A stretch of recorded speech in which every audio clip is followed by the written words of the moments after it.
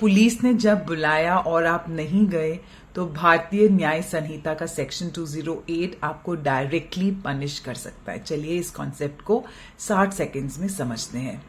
So first of all, जो आपका chapter 13 है of BNSS that talks about investigation, और इन्वेस्टिगेशन जो है वो 173 BNSS से शुरू होती है, जहां पे हम FIR लॉन्च करते हैं।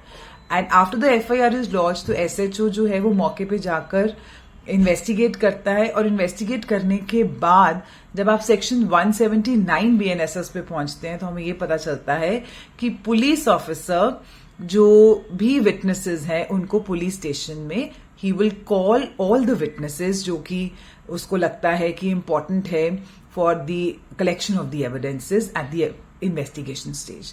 सो जो SHO है वो इन्वेस्टिगेटिंग ऑफिसर किसी भी इंक्वायरी या इन्वेस्टिगेशन के सिलसिले में किसी भी पर्सन को एक रिटन ऑर्डर देता है 179 BNSS के अंदर, और उस रिटन ऑर्डर के थ्रू वो उनको बुलाता है। So when he passes a written order it is mandatory for that person to appear in the police station, and if he does not appear तो फिर सेक्शन 208 BNS डायरेक्टली अप्लाई होता है for the non attendance in obedience to an order from a public servant.